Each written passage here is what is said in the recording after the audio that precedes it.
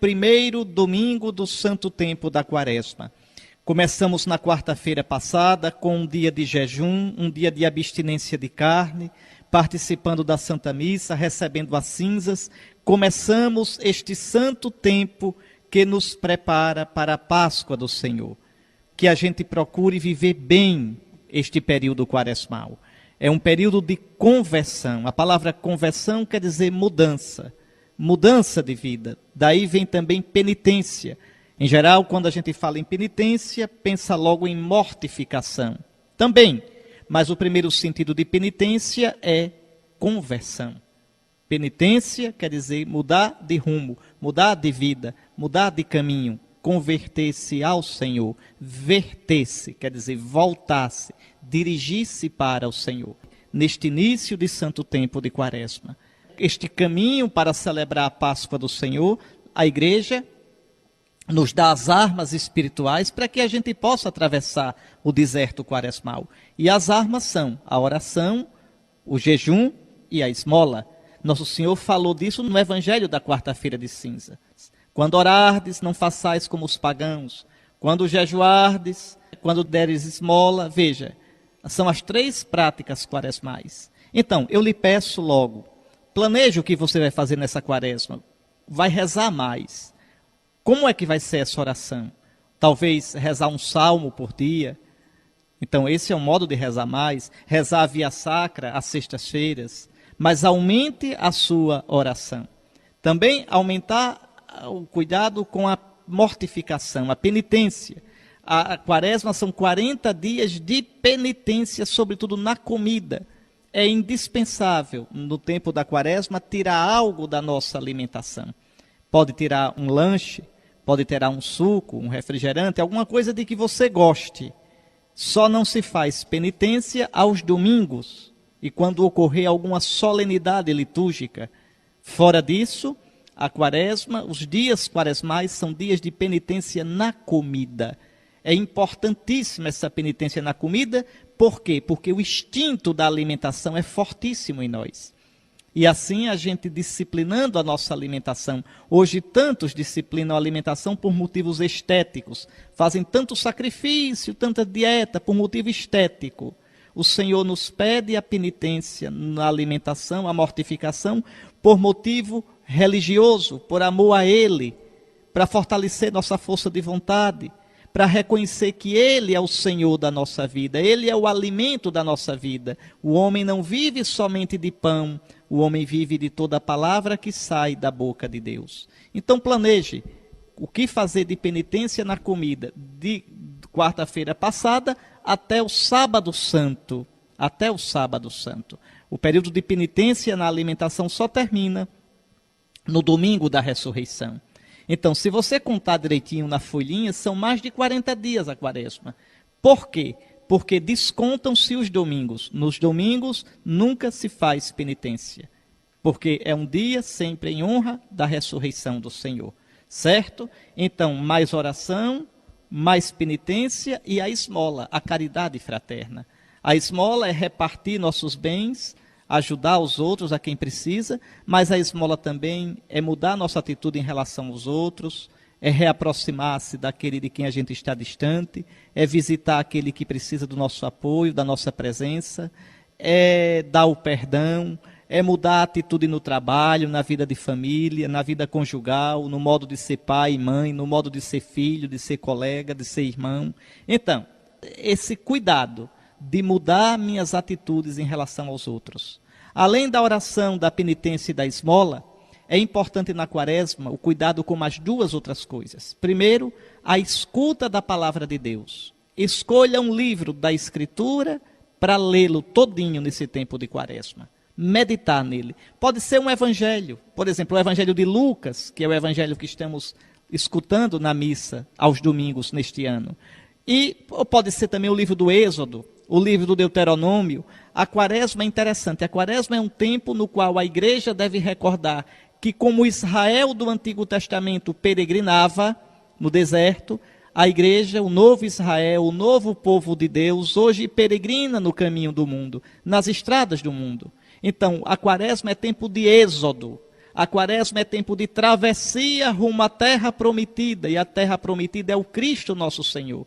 Ele é nossa Páscoa, Ele é nossa vitória, Ele é nosso descanso, Ele é nossa herança, Ele é nossa ressurreição. Ele, repito, é a verdadeira terra prometida. Está aí, é esse o sentido do tempo da quaresma. Está aí, meus irmãos, essa leitura do livro do Deuteronômio recorda aquilo que eu acabei de dizer no início deste programa. O tempo da quaresma nos coloca no clima do êxodo, no clima da travessia do deserto rumo à terra prometida. Aqui no Deuteronômio já aparece Deus dizendo como deve se portar o judeu piedoso, o israelita piedoso, quando entrar na Terra Santa. Ele deve oferecer a Deus as primícias da sua terra. O que são as primícias? São os primeiros frutos da colheita, o primeiro bocado, a primeira braçada, o primeiro balaio, o primeiro cesto, se oferece ao Senhor, porque aquela terra é dom do Senhor. Israel era um povo peregrino no deserto, e o Senhor lhe deu a terra. Israel reconhece, o povo de Israel reconhece que tudo o que tem vem do Senhor.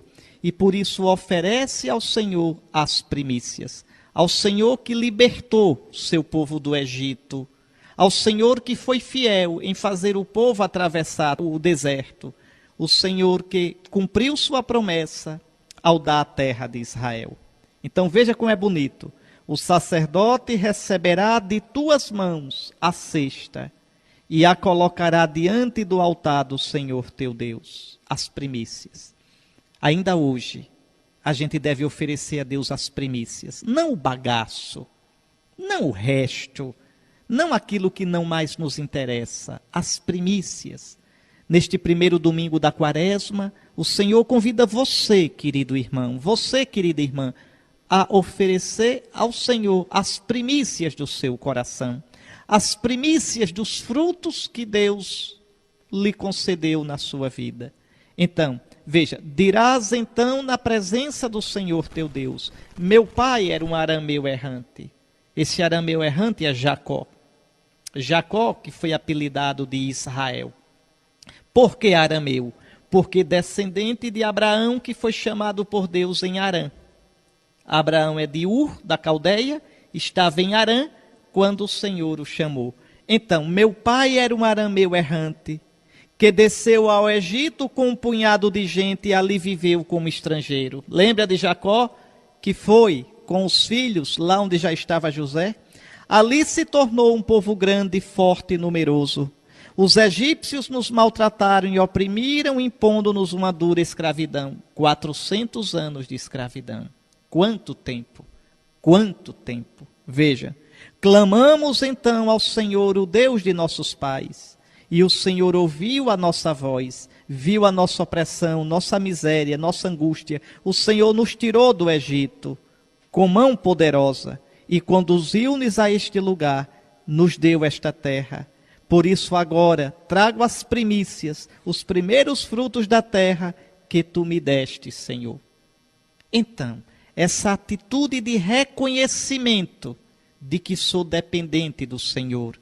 Essa atitude de reconhecimento de que tudo quanto tenho é dom do Senhor. Essa atitude de colocar diante do Senhor tudo o que sou, tudo o que tenho, tudo quanto Ele me deu. Depois de colocados os frutos diante do Senhor teu Deus, tu te inclinarás em adoração diante dEle. Olhe, querido irmão, tudo aquilo na nossa vida, tudo aquilo, bens materiais ou imateriais, tudo aquilo na nossa vida que a gente não puder colocar diante de Deus, é idolatria e é maldito, porque concorre com Deus. A sua alegria, quais os motivos da sua alegria? Você pode colocar diante de Deus? Os seus bens materiais, você os coloca diante de Deus? Você os coloca a serviço de Deus? Quer ver uma coisa bem simples? O dízimo na sua paróquia. Você ajuda a paróquia? Você sabe colocar a mão no bolso? O bolso é um órgão tão sensível, tão sensível. É o órgão mais sensível do corpo humano, o bolso. Você coloca a sua mão no bolso para ajudar a paróquia naquilo que ela precisa? Olha aí. Veja, isso é reconhecer de verdade que seus bens são dom de Deus. Não tem jeito, não tem como escapar, não tem desculpa esfarrapada. É triste nesse sentido como os católicos muitas vezes querem barganhar, querem enganar a Deus. Então, seus bens materiais, seu divertimento, sua família, as pessoas das quais você gosta, a pessoa a quem você ama, isso tudo você pode colocar diante de Deus? Está de acordo com a vontade de Deus? Se estiver, bendito seja Deus e é para o louvor de Deus. Se não, se converta, meu irmão. Se converta, minha irmã. De modo que toda a sua vida possa ser colocada diante de Deus. E você, como diz aqui Moisés, como diz o Deuteronômio, depois de colocados diante do Senhor teu Deus, tu te inclinarás em adoração diante dele. Senhor, tudo te pertence. Então, neste primeiro domingo da quaresma, olhe o que precisa ser mudado na sua vida. Olha o que é que na sua vida não está diante de Deus como deveria estar. Não está servindo para a adoração de Deus como deveria estar. Porque tudo aquilo que você não puder colocar diante de Deus, querido irmão, é idolatria na sua vida. Veja, é esta lição desta primeira leitura. Como Israel, que tudo recebeu de Deus, também nós tudo recebemos dele.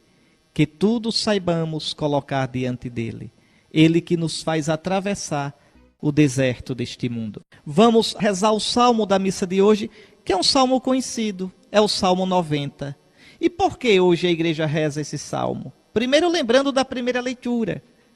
Veja, o Senhor nos deu tudo, tudo nós oferecemos ao Senhor. O Senhor é meu refúgio e proteção, o meu Deus no qual confio inteiramente.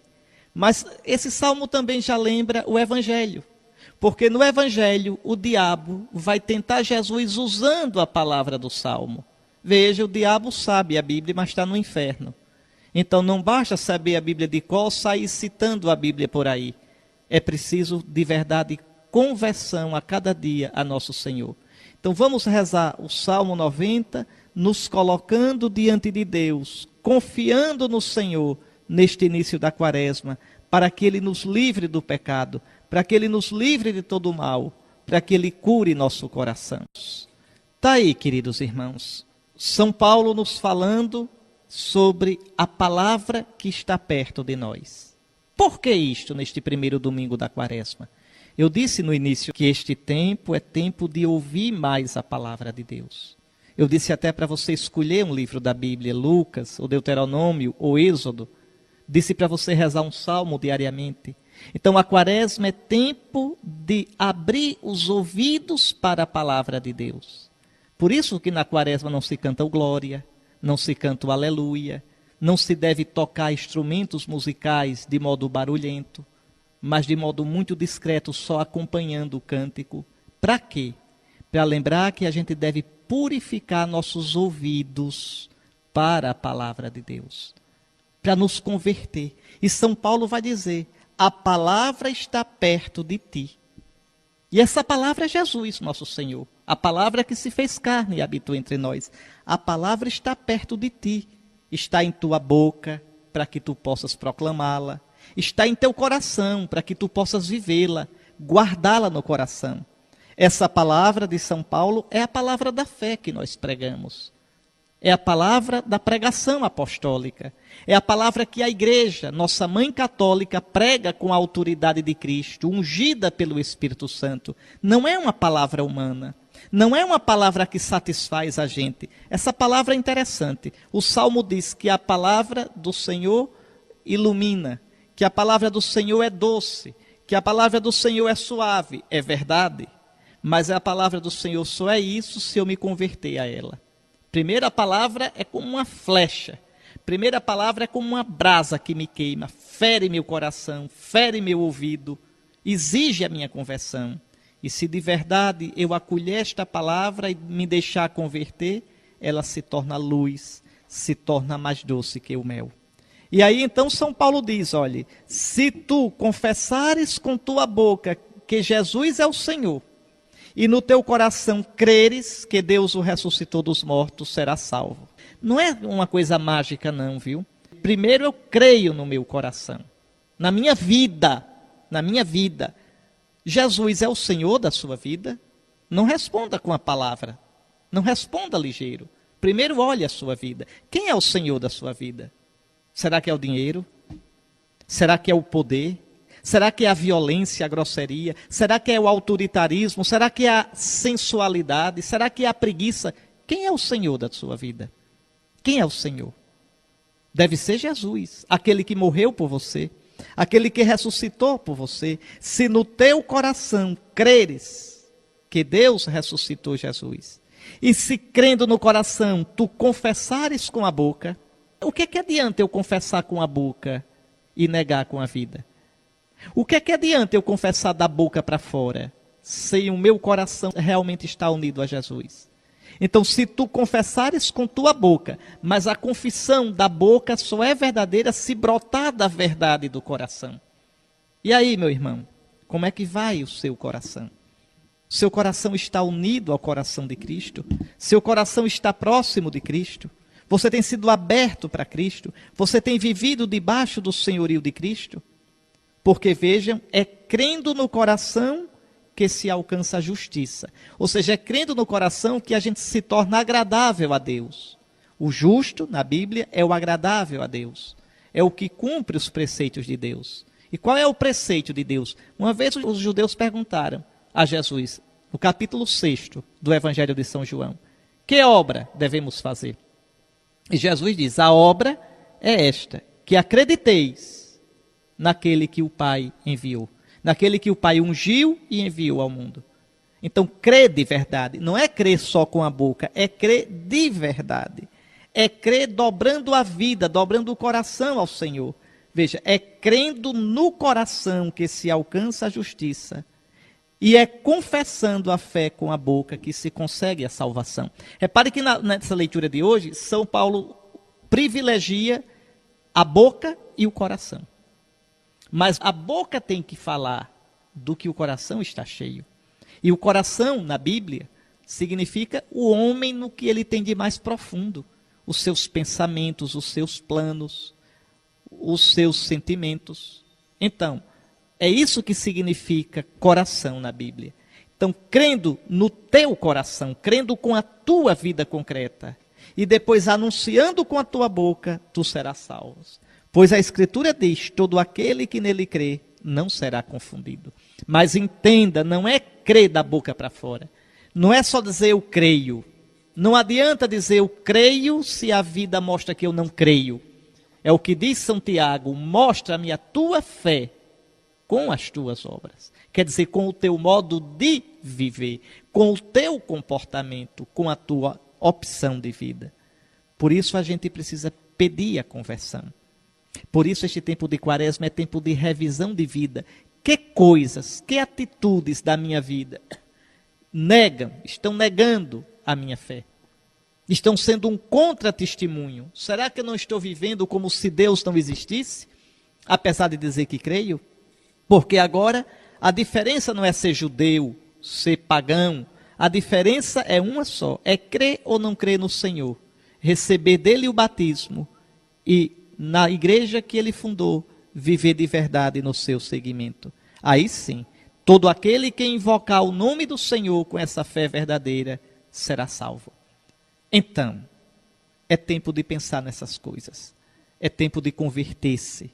É tempo de revisão de vida.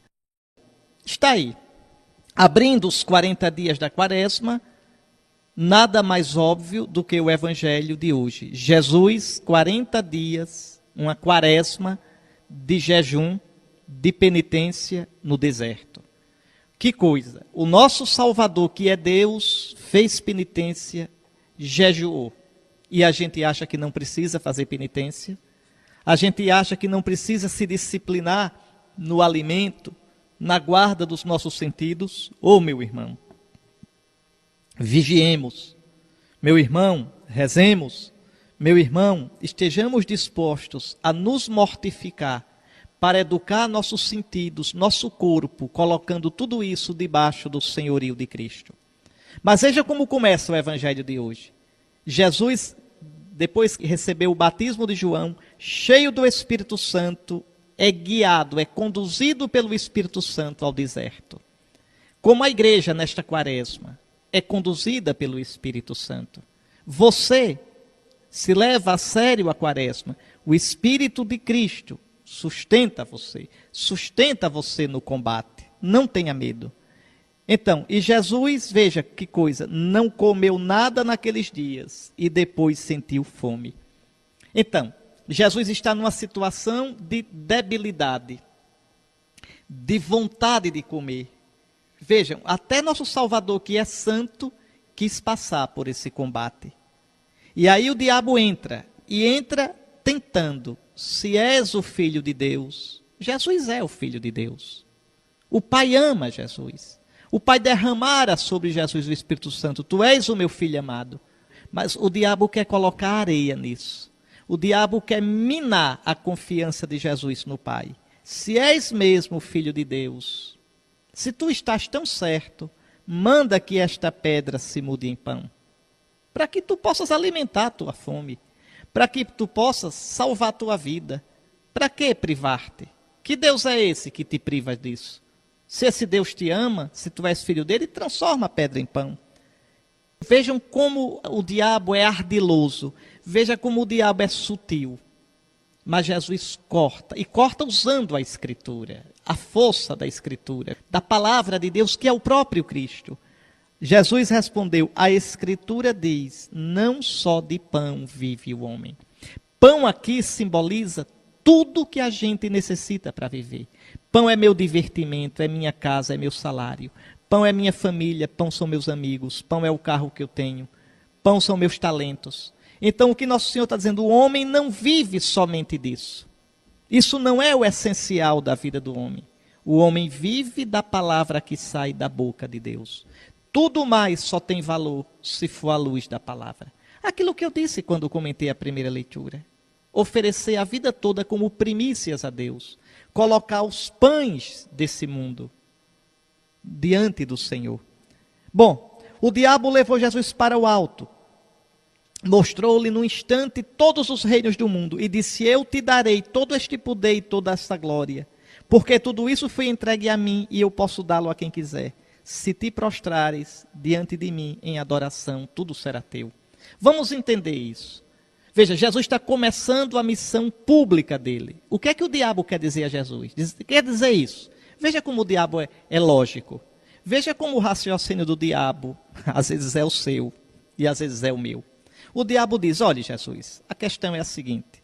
Tu és o Messias, tu és o Filho de Deus, tu queres ser aceito, tu queres conquistar o povo, não adianta ir pregar direto para o povo. Eu vou te abrir portas. Eu entendo como pensam os grandes do mundo. Eu entendo como pensam os poderosos. Jesus, ajoelhe-se diante do que eu estou dizendo. Jesus, aceite a minha lógica e tudo isso será seu. Se você for aceito pelos grandes do mundo, se você fizer o discurso, se o seu modo de agir agradar os grandes do mundo, tudo será seu. E você conquistando os grandes, o povo todo se converte. Agora você, Jesus, querendo ir por um caminho de humildade, se você querendo ir por um caminho de pobreza, você não vai para lugar nenhum, você vai terminar mal. Jesus, dobra-te para o que eu estou dizendo. Ajoelha-te para o que eu estou dizendo. É essa a lógica do diabo. Veja Pedro, quando Jesus disse que ia para Jerusalém morrer na cruz. Pedro disse, Senhor, que isto não te aconteça. E Jesus disse, para trás, Satanás. Tu pensas como os homens, tu não pensas como Deus. E você pensa como Deus ou como os homens? Você pensa com a lógica de Deus ou você pensa com a lógica do mundo? E olhe, pensar com a lógica de Deus dá trabalho.